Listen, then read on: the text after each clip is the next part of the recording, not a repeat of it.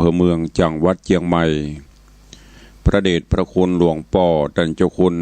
พระเทพปริยัติเจ้าคณะจังหวัดเชียงใหม่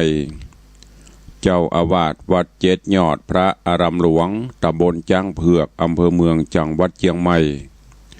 พระเดชพระคุณหลวงป่อตันเจ้าคุณพระเทพรัตนนายกตันเจ้าคณะจังหวัดละปูนเจ้าอาวาสวัดพระธาตุเจ้าหริพุนชัยจังหวัดละปูนพระเดชพระคุณหลวงป่อตันเจ้าคุณพระรัตนมุนีตันเจ้าคณะจังหวัดเชียงไฮ้เจ้าอาวาสวัดพระแก้วจังหวัดเชียงไฮ้ตลอดจนพระมหาเถรานุเถระเจ้าคณะพระสังฆาธิการภิกขุสงฆ์สามเณรจุตนจุองค์โดยความเคารพเจริญสุขเจริญปอนปอออกไม่ออกศรัทธานาบุญสันนิบาตตานเข้าจุหนุ่มเท่าใจยิงขอน้อมต้อนรับทุกท่านเข้าสู่รายการมรดกธรรมกำเมือง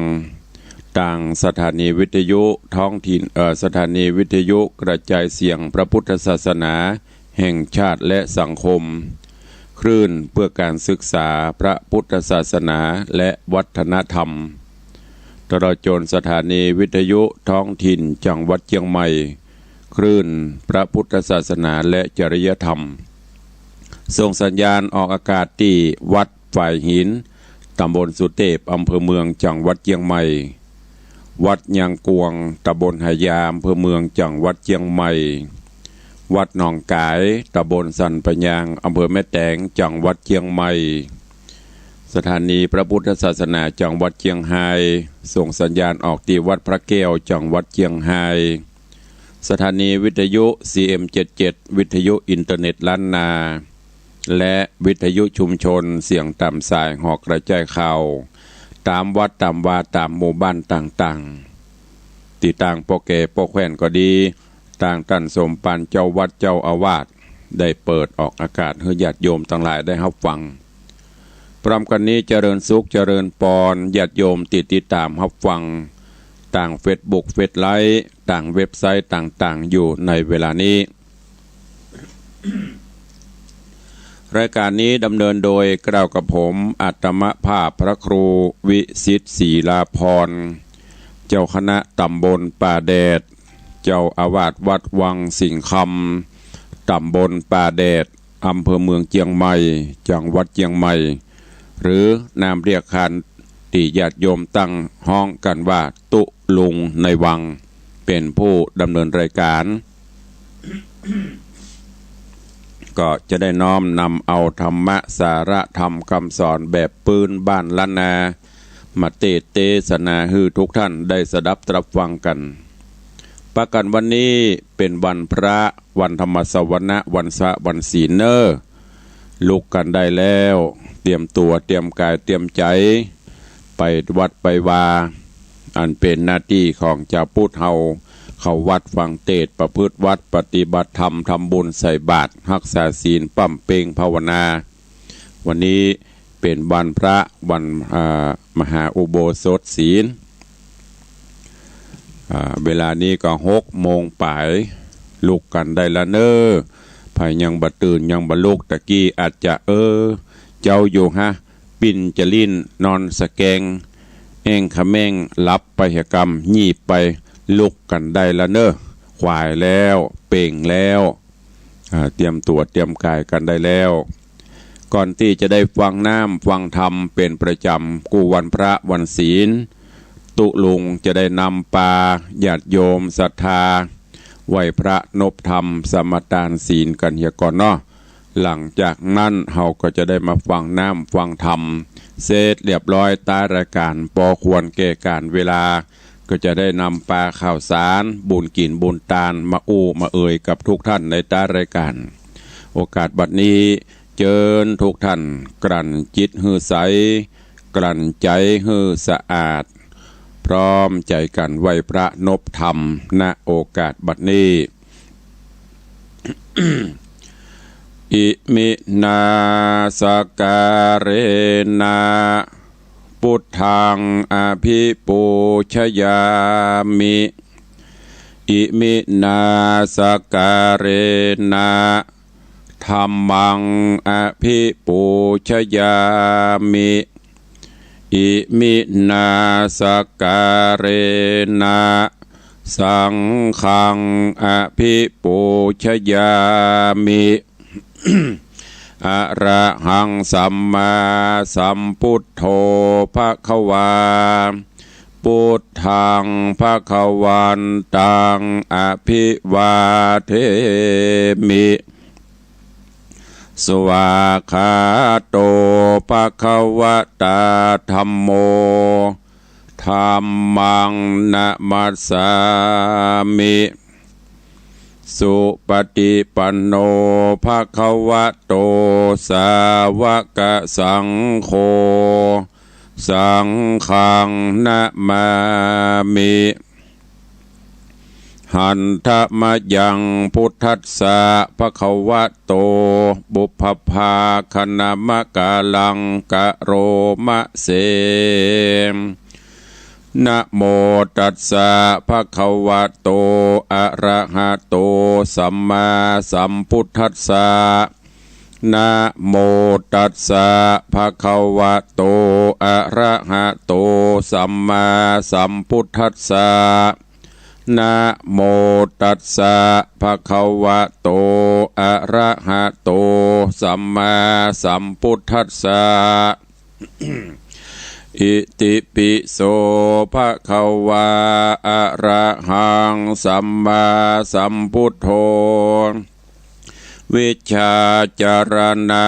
สัมปันโนสุขโตโลกวิทูอนุตตโรปุริสาธัมมัสสารถิสัทธาเทวมนุสสานังพุทโธภควาติสวากขาโตภควตาธัมโมสันทิฏฐิโกอากาลิโกเอหิปัสสิโกโอปนะยิโกปัจจัตตังเวทิตัปโปวินยูหิติสุปฏิปันโนภควโตสาวกสังโฆอุชุปฏิปันโนภควโตสาวกสังโฆญาญะปฏิปันโนภควโตสาวกสังโฆสามิจิปฏิปันโนภควโตสาวกสังโฆยะทิทางจัตตาริปุริสายุคานิอัฏฐปุริสาปุคลาเอสะภะคะวะโตสาวกสังโฆอาหุนยโยปาหุนยโยทักขินยโยอัญชลีกาลนิโยอนุตตรังปุญญเขตังโลกัสสติก็ได้เข้าเฝ้าองค์พระผู้มีพระภาคเจ้าแล้วต่อนนี้ไปตั้งจิตตั้งใจสมทานรับศีลเนอนะโมตัสสะภะคะวะโตอะระหะโตสัมมาสัมพุทธัสสะนะโมตัสสะภะคะวะโตอะระหะโตสัมมาสัมพุทธัสสะนะโมตัสสะภะคะวะโตอะระหะโตสัมมาสัมพุทธัสสะพุทธังสรณังคัจฉามิ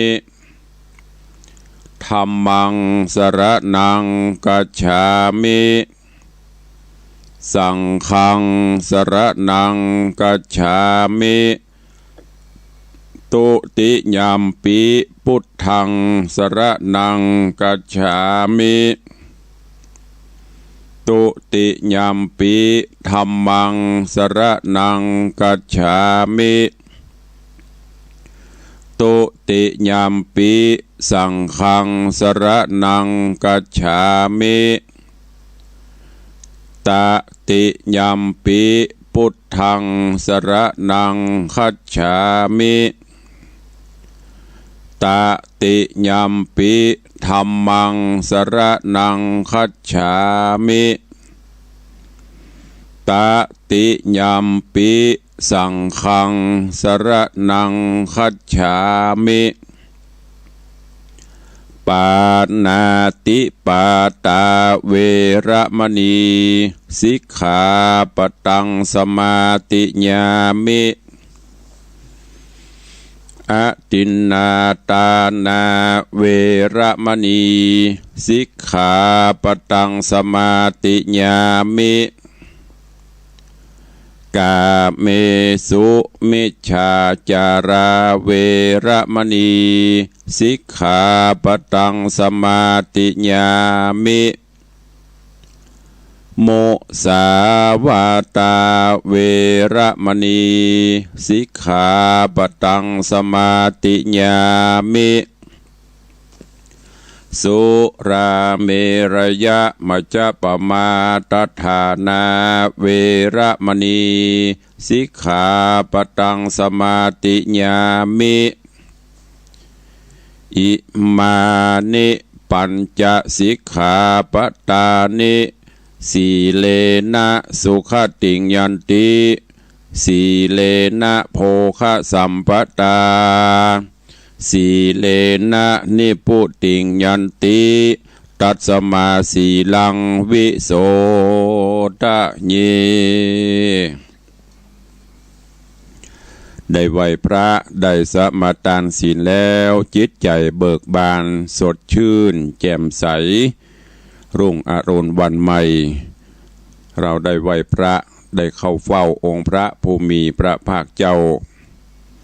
ทำจิตใจให้สะอาดผ่องแผ้วหมดจดสดใสในโอกาสวันธรรมสวนะวันพระวันศีลดังที่อาตมภาพตุลุงได้บอกไปก่อนจะถึงวันพระวันศีลอย่างตะวาอันเป็นวันโต๊กแต่งดาก็จะไปละไปลืมเน้อถึงแม้นจะออกภาษาแล้วเตรียมขันเข้าตอกดอกไม้ไว้บนบ้านบนจองหน้าห้องพระหน้าหิ้งพระก็ดีบ่มีห้องพระบ่มีหิ้งพระก็ดาขันเข้าตอกดอกไม้ไว้ที่อันควรวันนี้ตื่นเจ้าก็อาบน้ำชำระร่างกายก็ได้เอาขันดอกขันดวงมายื่นโยงองค์การตั้งจิตอธิษฐาน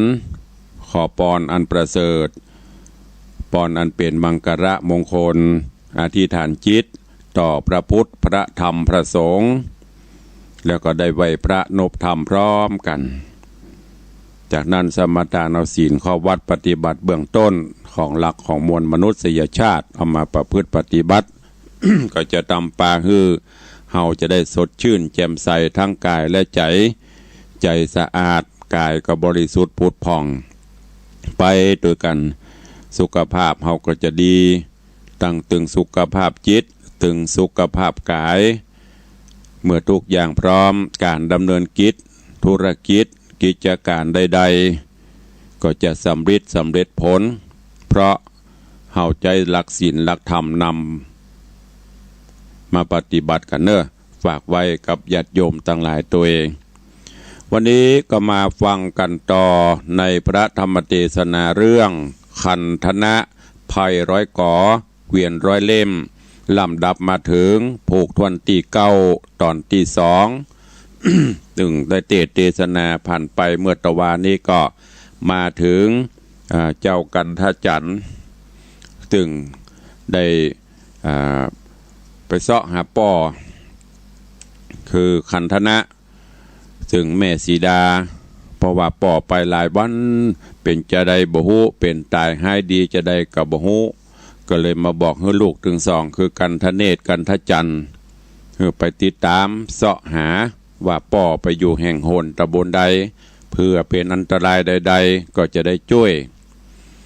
เจ้ากันทจันทร์ก็ไปจวนถึงกันทเนศเพื่อที่จะไป เสาะหากันทเนศอันเป็นปีก็บอกว่าโอ้เป็นอย่างอะน้องไปคนเดียวก็ได้กล้ารำพังน้องก็เอาไหวอยู่ละมีปัญหาอย่างอะ เมื่อใดอันใดเป็นจะได้มาก็น้องรับไปเตอะไม่ต้องห่วงปี้กันทจันก็เลยจำเป็นต้องเตียวตาเตียวตางไปเสาะหาป่อคันธนะคนเดียวในระหว่างทางก็ดันโดนไปตามป่าไม้ไผ่โซนตามป่าเขาลำเนาไผ่ขับไหนก็นอนตีหันเก็บเอาหัวหมากหลักไม้มากินมาจันประทังชีวิตไปแล้วก็เอาสิ่งสาราสัตว์ที่อยู่ในป่าในเขาเป็นเปื้อนในระหว่างที่เตียวไปสิ่งสาราสัตว์นกหนูต่างๆก็ส่งเสียงฮ้องหม่วนอกหม่วนใจและในระหว่างนั้นก็องค์อมรินทร์พระอินทร์เจ้าฟ้าก็ส่องหูเล็งหันว่าโพธิสัตว์เจ้าก็ทุกข์ตะกำลำบากบัดนี้ลูกจะไปเสาะหาซึ่งในระหว่างทางก็จะต้องมีอันตรายถ้าหากว่าบับมีของดีของประจำตัวของวิเศษติดตัวก็จะลำบากองค์อมรินทร์พระอินทร์เจ้าฟ้าก็เลยเสด็จลงมาแถลงเปตเป็นปฤษีแล้วก็ไปอยู่ที่หน้าผากว้างงามแล้วก็เนรมิตดาบวิเศษดาบกายสิทธิ์วางไว้ที่บผาหั่นแล้วก็เขียนคำสั่งไว้โดยเฉพาะ ก็สั่งการว่าดาบนี้มีความวิเศษจะได้เอาไปใจจะได้แล้วก็บอกให้ว่าถ้าเจ้ากันทจันทร์มาถึงที่นี่ฮือเอาดาบนี้เนอะติดตามติดตนตัวไปแล้วฮือไปตัวหาป่อตอนนี้ป่ออยู่ที่เมืองตะกะศิลาปุ่นย้อนกล่าวถึงกันทจันทร์ดันโดนมาจนมาปบมาปะใส่หินก้อนใหญ่ก้อนหลวงตีพออินเปิ้นเอาดาบมาวะไว้ฮือนั่นก็ไปหั่นเสียดาบแล้วก็ไปหั่นใส่หนังสือหรือว่ากำเขียนสั่งที่เปิ้นเขียนติดหั่นเมื่อทราบถึงความประสงค์ต่างๆตลอดจนทราบถึงความวิเศษของดาบกายสิทธิ์นี้แล้วก็ฮู้ว่าป่อมีที่ไหนกันทจันทร์ก็ดันโดนไปเพื่อที่จะไปถึงเมืองตะกะศิลาให้ได้ในระหว่างนั้นย้อนกล่าวถึงพญาเจ้าเมืองตะกะศิลาหลังจากที่ได้ฆ่ากันทนะโดยการที่เอาไม้เต้าของเปิ้นนั้นน่ะมาจี้ให้เปิ้นตายแล้วก็ยึดเอาของเปิ้นมาไว้เป็นของตัวก็โดยความฮึกเหิมคึกขนองปกครองบ้านปกครองเมืองด้วยคิดว่าตัวเองมีของดีของวิเศษมีพญาอย่างได้วันหนึ่งก็มานอนฝันลำดับลำดาต่างๆจนกระทั่งเหือปุเหือปังก็เอากำฝันนั้นมาบอกฮือโหนหมอโหราก็เอากำฝันมาแล้วก็มาลงเลขพานาทีจากนั้นก็ตำนายตวายตักบอกไปว่าโอ้ท่านเจ้าเหยนักแกเนอะอย่างนักดวงชะตาชีวิตของท่านเจ้ามาถึงที่จะต้องตันนั่นก็คือจะต้องประสบเคราะห์กรรมอันใหญ่อันหลวงเนอะก็จะมีคนประจายจากต่างบ้านต่างเมืองมาแล้วก็จะต้องมาถือดาบถืออย่างเนี้ยมาปราบมาปรามท่านเจ้าเมื่อได้ยินจะพญาเจ้าเมืองตะกะศิลาก็ฮ้อนอกตกใจละเนี่ยตอนที่ทำเพื่อเปิดนิ่มสบายแต่ตอนนี้ตัวจะโดนละแม้แต่โหนไปแม้แต่เหตุการณ์จริงยังบังเกิดจิตใจก็กระวนกระวายละเลยสั่งเสนาอำมาตย์ฮือตีกองใจปกเป่าข่าวสารฮือห้างบ้านห้างเมืองไว้ประจายใดต่างบ้านต่างเมืองพดจดเข้ามาฮือรายงานแล้วก็ฮือจับฮือยับไว้ซึ่งในตอนนี้ นอเสนาอำมาตย์ก็ไปปบไปปะใส่กันทจันทร์ซึ่งก็กำลังเดินทางเข้าสู่เมืองตะกะศิลาพอดีเขาก็ไปบอกไปถวายฮือป่อพญาเจ้าเมืองเรื่องราวจักเป็นจะได้เจิญสาธุชนญาติโยมทั้งหลายเนอะติดตามสดับรับฟังพระธรรมเทศนาปืนเมืองเหนือเรื่องคันธนะภัยร้อยก่อเกวียนร้อยเล่มผูกทวนตีเก้าตอนที่2 ณโอกาสบัดนี้ นะโมตัสสะภะคะวะโตอะระหะโตสัมมาสัมพุทธัสสะสาธุโบฟังลาโสตุจันนะสัพปุริสาตังหลายตั้งยิงใจม้วนโบอันทายุดาฟังยังรัศธรรมเทศนาขันธนะภัยร้อยกอเกวียนร้อยเล่มลำดับเต็มมาเถิงแถมแล้วเล่าโผกตวนที่เก่าตอนที่สองเนื้อนาขอเจิ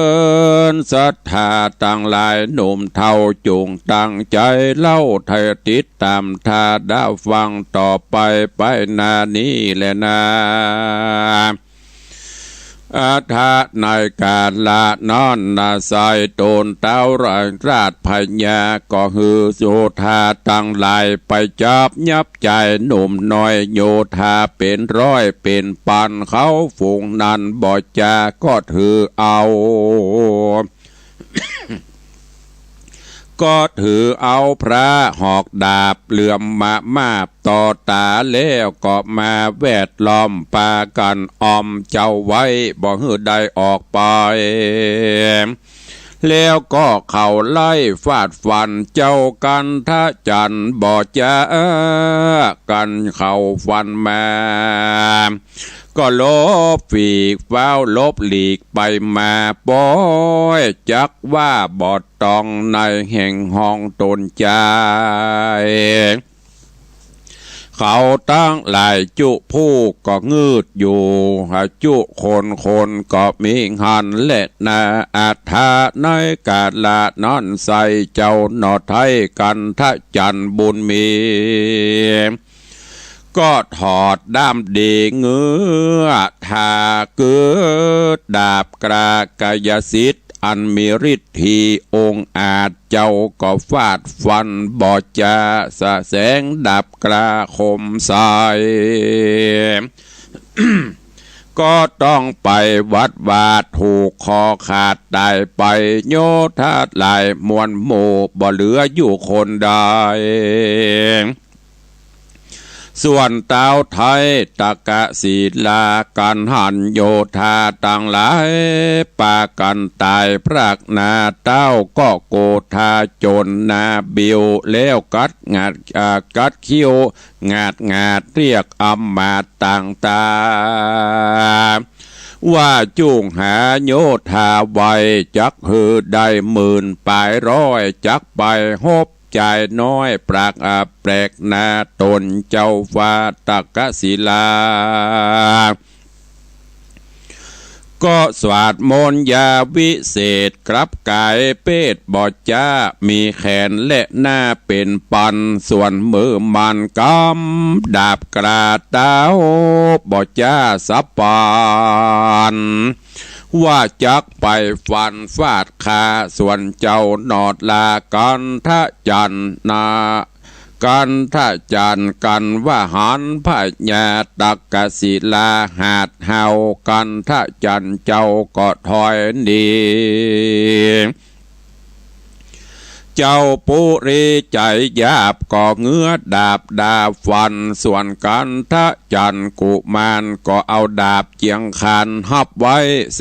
งดาบไปถูกใส่ดาบพญาใจบาปนาดาบนั้นก็เลยว่าปุดไปแล้วก็ตกใส่คอพญาลวดมรณะก้อยกาดชีวิตขาดตายไปก็มิหันแลนะเตจนาอันว่าคนต่างหลายตั้งยิ่งใจหนุ่มเทาอมาตย์เก้าและเสนาตั้งโยธามวลหมู่กันเข้าหูขี่แย่ว่าเจ้าพญาตนตายเขาตั้งหลายจุโพก็คืนมาอยู่ที่เก่าตะกะศิลาเล่าเวียงใจ คนไปไหนและนอกอันอยู่ดาวขอกสีมาตังเสนาอำมาตย์พระมณาจารย์และอาจา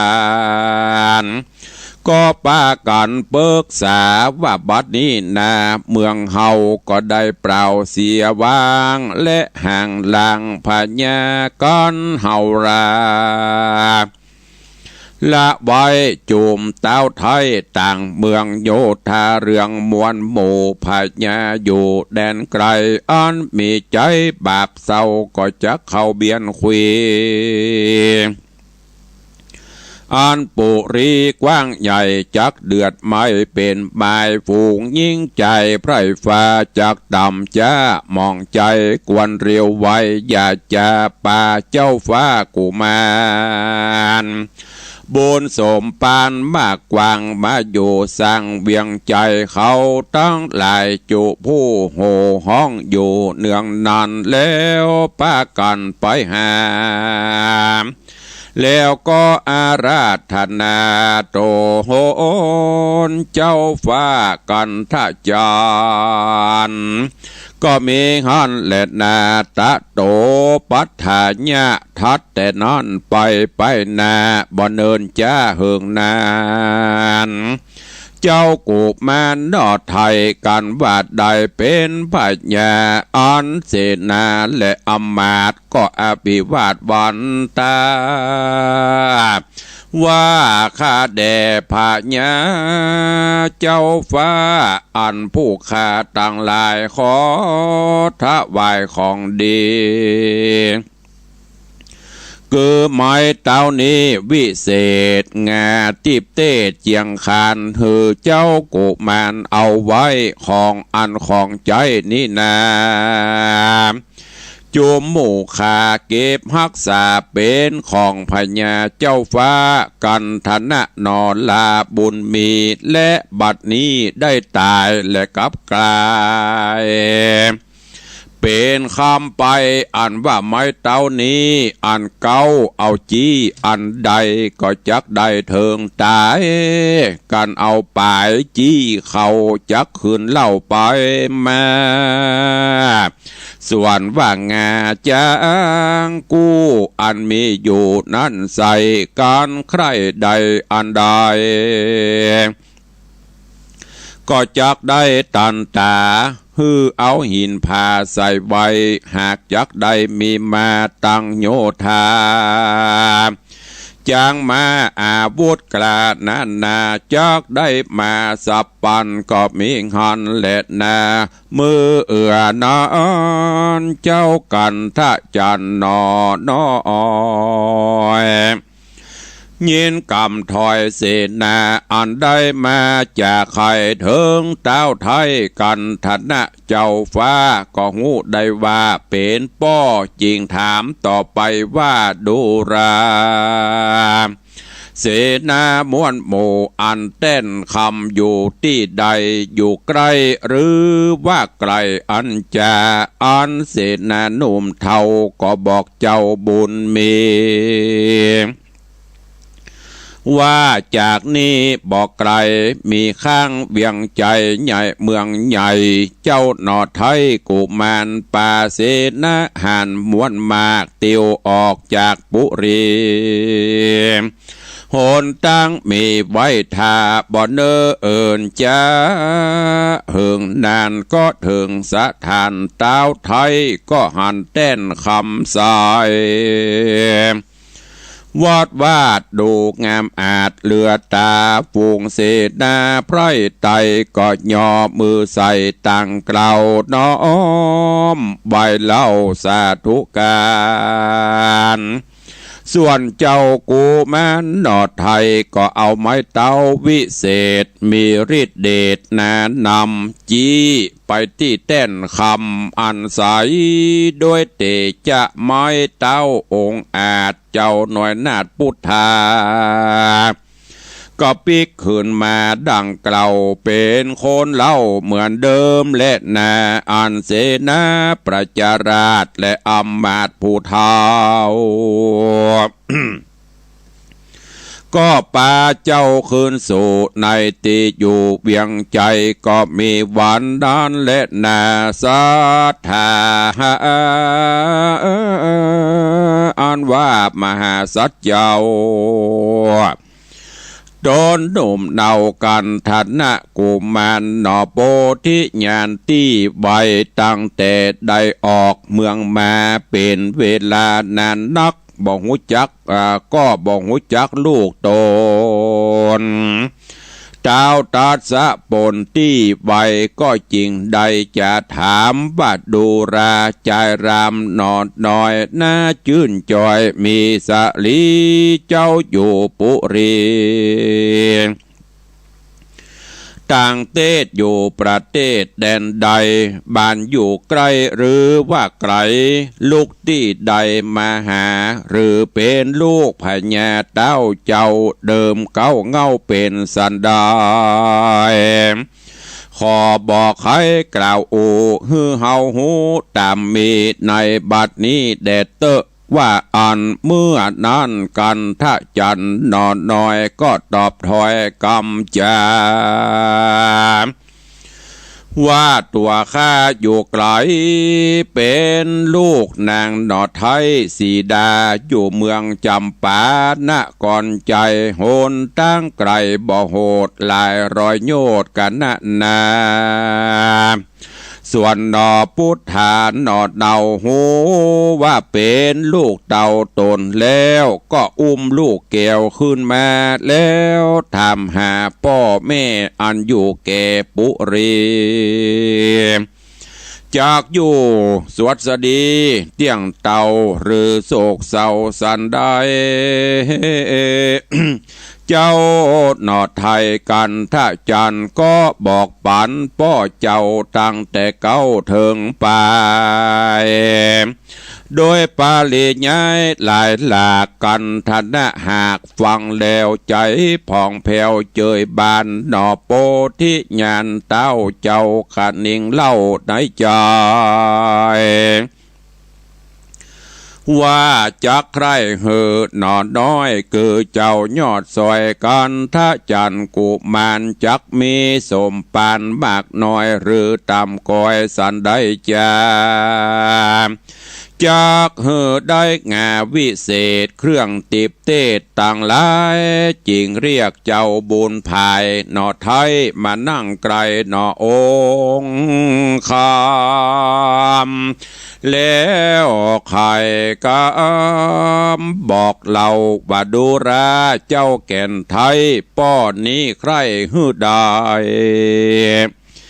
งาจางไว้กับเจ้าจุงลองดูเล่าบุตตาเอาหินพาใส่ไว้ลูกใครใดสิ่งใดหากจักใดตันตาจักไหลมา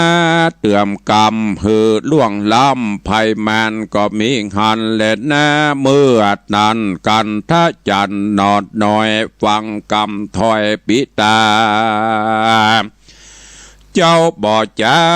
สับปันรีบภายผันไต่เต้าก็เข้าไปหายังส่องงาวิเศษอันมีฤทธิเดชนำนา แล้วเอาหินผาเข้าใส่ก็สมดังใจจุประการหนอโปธิญาณตีไว้ต้นเต่าไทยพุทธาจริงเอางาวิเศษและเครื่องติบเตศโป่งปันฮือเจ้ากันธนาจันเจ้ากันทาจันกุมารผู้มีบุญสมปานมากเต่าวาดดูราเจ้าลูกฮักแก่นไทยเจ้าจุงขึ้นไปที่เก่าคือจำปาเล่าธานีแล้วจุงมีเมตตาแม่นเป็นเจ้าฟ้าพญาจุงคุณนาไพร่น้อยใจไฟหอยยิงใจแม่นมียศหลายอาจกล้ามีคำขากองก่ออย่าให้ต่อคนผ่านแม่นขอตานเข้ามาใกล้อย่าได้ไล่ฮื้อเขาหนีแม่นเฮามีเล็กน้อยจุงได้ปลดปล่อยวางตาล แป่งใจบ้านจื่นจอบอย่าลวงขอบศีลธรรมตามดังกรรมโบราณบอกเล่าว่ากันเป็นเจ้าผู้ใหญ่หือฮักไพร่ประจาเป็นขุนนาฮือฮักหมู่กันเป็นปู่ฮือฮักหลานกันเป็นขวานฮือฮักลูกบานการปากตานก้อยไข่คานใครกินนานใครกินนานจุงแถมของฝากกันยามจากไปไกลเฮือเปิ้นอะไรถามหาแม่นว่าจักตีแม่นจักว่าตีแม่นจักว่าตีม่วนอย่าแว่เป็นเท่าแก่อย่ากล่าวกำหานจูงมันฮือตันอย่าขาดอย่าประมาทศีลธรรมกำอันดำบาดใหม่จูงเว้นไว้วางลาส่วนภาวนานอนใสกระตำไปค่ำเจ้าจักเตียงเต้าตีขาก็จากป่าโปนจากต่างทุกยากบายก้อนว่าตายละพรากดับจิตจากเมืองคนยอมจากเอาโตโหนไปเกิดตีผาสุดอันดีการบุญมีแก่กล้าบุญจักว่านำไปก็จักได้ไปเกิดจันฟ้าเลิศคงสะบันก็มีฮั่นแหละนาเนติตังขีญาสังวันนาวิเศษจาห้องเหตุกันธนะผูกเก้าปางเมื่อเจ้าหนอพุทธาได้เอาแง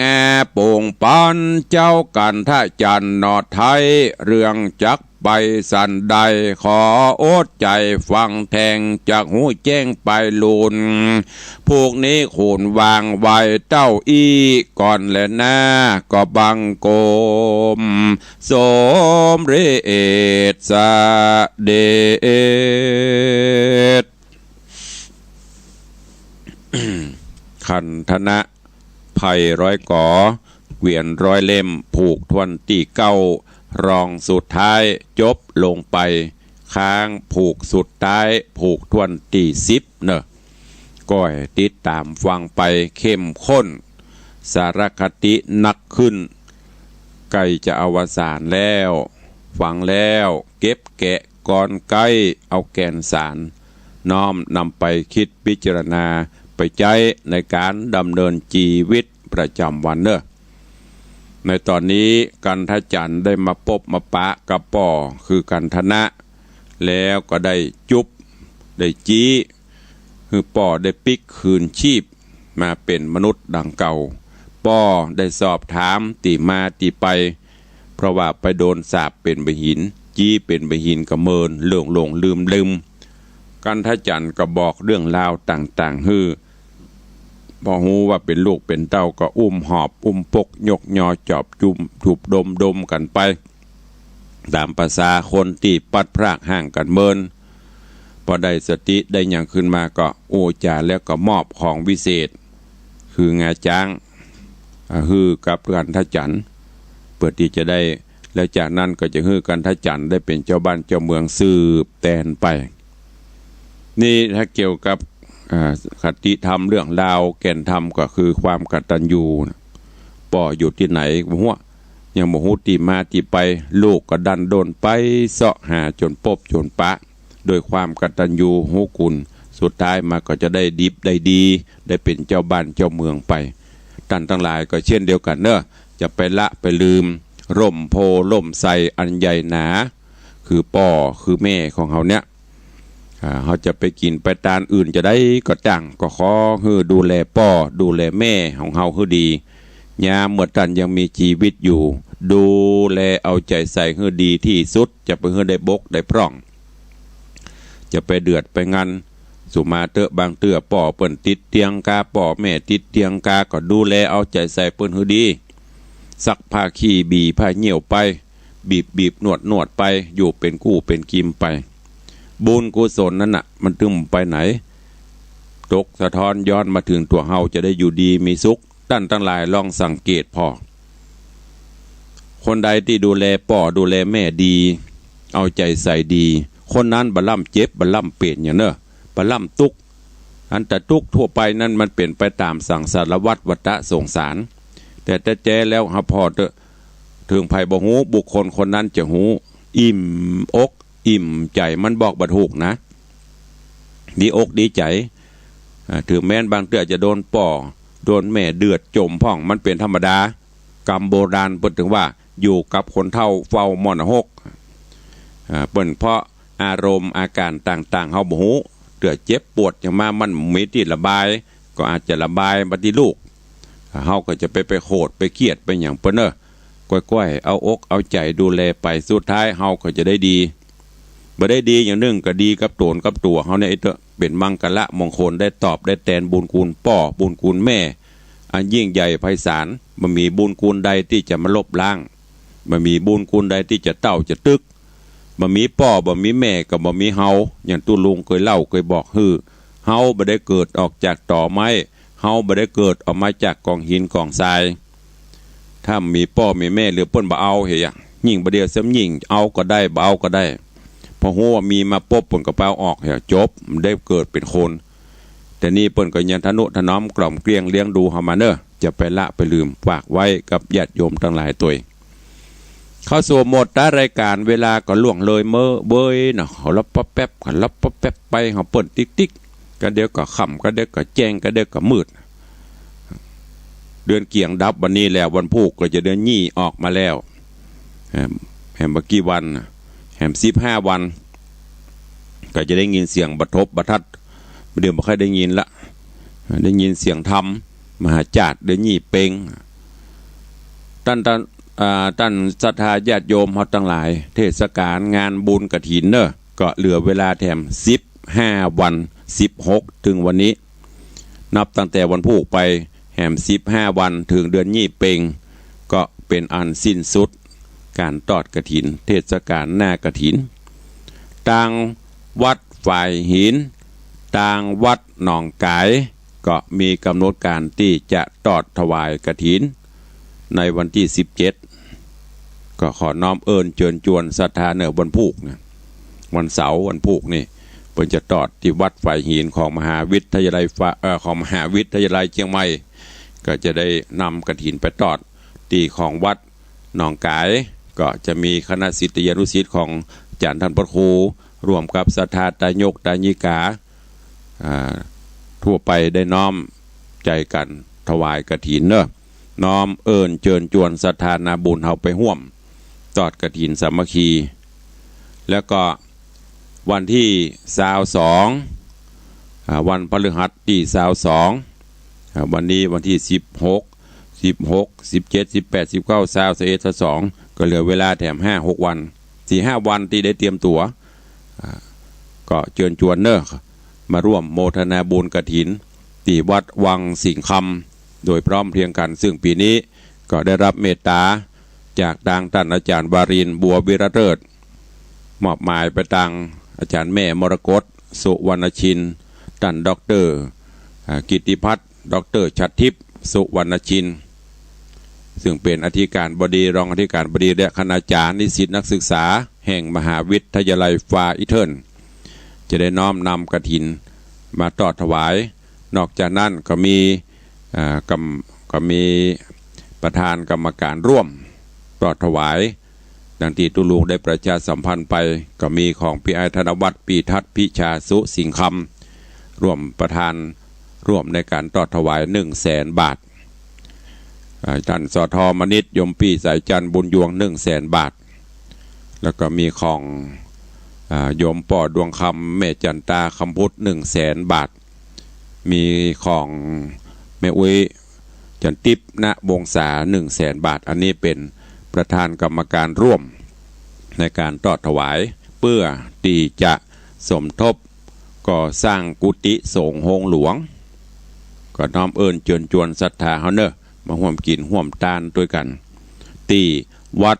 วังสิงห์คำในวันพฤหัสที่22 ตุลาคม กำหนดการวันที่21เฮาจะมีการแห่กฐิน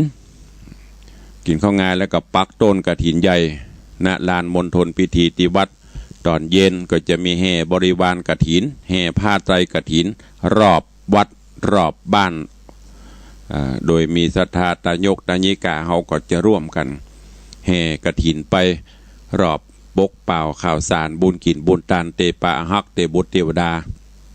วันที่แล้วก็ตอนเมื่อคืนวันที่21ก็จะมีพิธีเจริญพระพุทธมนต์สมโภชมีการฟ้อนลำแสดงสมโภชกฐินวันที่22เวลาบ่ายโมงบ่าย2ก็จะได้ตอดถวายเนอะน้อมเอิญเชิญชวนศรัทธาเฮาได้มาร่วมโมทนาบุญนอกจากนั้นก็แห่งบกี่วันก็จะเข้าสู่เดือนยี่เปงละมาตอดกฐินตัวมาห้อยมาแขวนโกมด้วยเนอะปีนี้ทางวัดก็แปลงตีแขวนโกมปูจาพระธาตุปูจา สิ่งศักดิ์สิทธิ์ทั้งหลายโดยก็จะฮือศรัทธาเขาได้มาผู้ชมผู้จาโกมมาแขวนมาห้อยตัวก็มาชมมาพอมาเอียเนอะนิทรรศการหรือว่ามาเยี่ยมมาชมวัดวังสิงคำขอน้อมเอิญเชิญชวนโดยทั่วกันฝากข่าวประชาสัมพันธ์มาจากวัดฉิมพรีวันต้นงิ้วตำบลสันพักหวานอำเภอหางดงเนอะปีนี้วัดฉิมพรีวันต้นงิ้วเพิ่นจะมีการกินการตานสลากพัดงานบุญสลากพัดในวันที่18ที่จะถึงนี้ที่วัดต้นงิ้ววันที่17วันพุธเป็นวันตกแต่งดาวันที่18เป็นวันถวายตานก็เอิญเชิญชวนบอกบุญเนอะปีไผ่น้องมันเนอะประเพณีการตานสลากนับวันจะหายไปละตำบลประแดดปีนี้มันมีซักวัดละแวดใกล้เคียงก็หายไปแต่ต่างเมืองฝางต่างชัยประการโซนต่างเหนือนี้เปิ้นรักษาหีดหอยไว้อยู่มีทุกวัดแต่โซนต่างในเบียงตำรอบชันเมืองนี้บ่ค่อยมีละ3 ปี4 ปีจะมีเตื้อนึงก็หีดพวกนี้จะหายไปเจิญจวนเนอะเข้าสู่หมดท้ายรายการวันนี้ไผ่จะอู้จะเอ่ยจะห่วมโมทนาบุญกับตุลุงก็เข้ามาได้เนอะมาร่วมโมทนาบุญแจ้งความจำนงผ่านทางรายการนี้ก็ได้ร่วมสาธุด้วยกันใครจะมาห่วมกินห่วมตานตัวตุลุงก็ขออนุโมทนาบุญตัวเพราะว่างานก็ใกล้เข้ามาแล้วเนาะตุลุงก็เหนื่อยนักเกเนอะเน็ตเหนื่อยพ่องอันตึงบัตตันไอเบียวไอเบียวว่าเบียไอเบียวครับฮะโคมปุจจาเนี่ยเนาะโคมแขวน99 บาทโคมปุจจาโอ้สาธุโมทนาสาธุเนอประเดิมเปิดปฐมมาเลิกเบิกฟ้าสาธุอนุโมทนาทีละวุฒิมากเมืองเนาะเปิ่นบ่ฮือไอเบียวสาธุขอบคุณเนออยู่ดีมีโซขอเขาปอบกับแสงสว่างเหมือนแสงไฟเนอขอบคุณครับพี่ไอธนบุตรมากเมืองหรือน้องเบลประเดิมปุจจาโกมปีนี้ตุลุงได้ตั้งชื่อว่าโคม99 ดวงน้อมถวายองค์พระพุทธเจ้าพระธรรมพระสงฆ์เนอะ999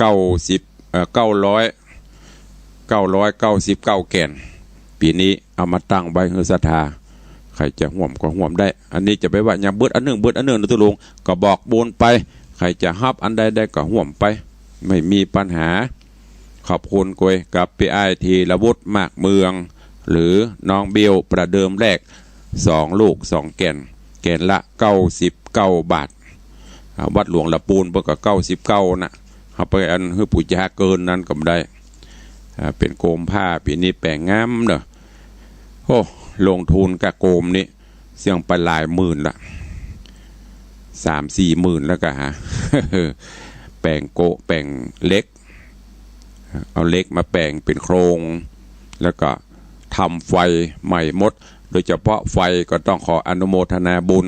กับตางปินันจรันปิยะจันปินันล่ากูปีเปิ้นก็แปลงมาแต่ยังปอเด้อปีนี้ปินันแปลงมาตาน100แต่ตัวลุงใจเติมหมดกัน 1,000 ก็ต้องให้ช่างบ้านเฮาแปลงช่วยกันโดยก็มี ลุงเจษดาลุงอาทิตย์ก็ช่างประสิทธิ์เป็นรักร่วมกับช่างไฟบ้านเฮาพระเนช่วยกันแปลงยังมาแล้วแต่นะ แต่ว่าจะเร่งให้มันแล้วก่อนกฐินเนี่ยใครจะโอ้ตัวแหมมีก็ไอเบี้ยวตะกะเดียวหายไปเนาะ มีก็ใครฟังจากที่ไหนก็โทรเข้ามาเวลาก็จะหมดแล้วเด้อเหลือเวลาแถม2-3 นาทีถ้าหมดเวลาแล้วก็ตุลุงก็ต้องไปแล้วนะตุลุงบ่ฮับบกองปิดแล้วก็เดี๋ยวจันตัวโกนมา4-5 สายตั้งที่ดีโทรเข้ามาทางไหนนี้เด้อมีก็ว่าไปวัดกันหมดใช่ก้ามีอยู่บ้านพ่องบ่ฮู้0817836540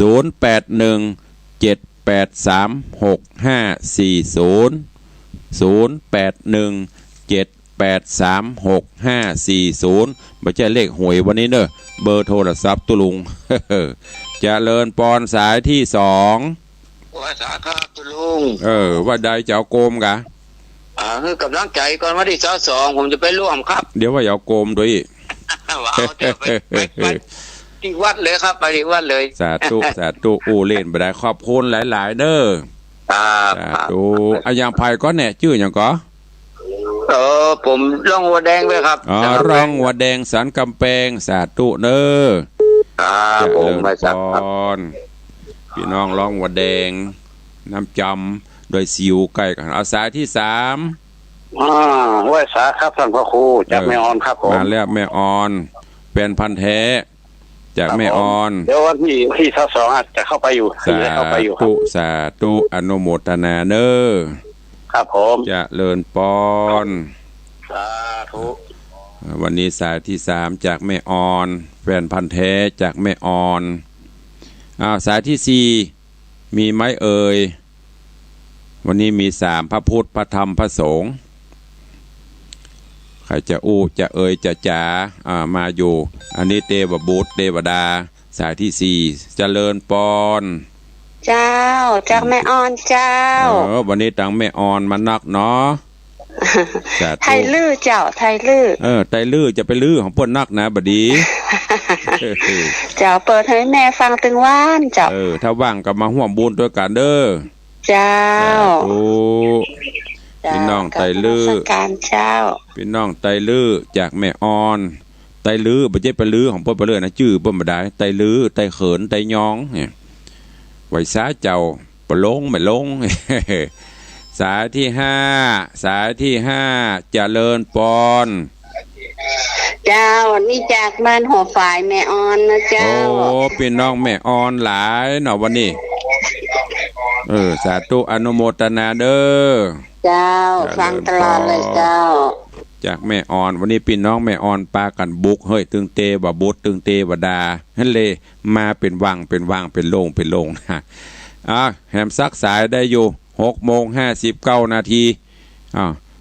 จากแม่ออนแล้วจะไปตันใดมามาเด้อ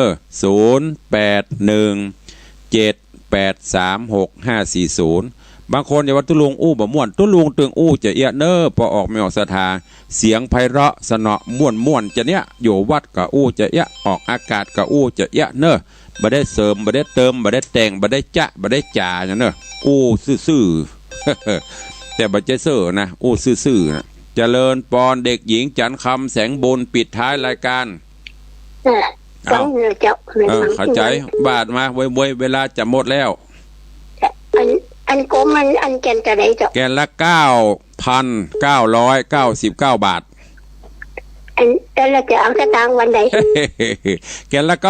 99มันได้ก็ได้ไปเห็นได้ยี่ปกะเลยได้ยี่ก็แขวนไปเรื่อยๆอยู่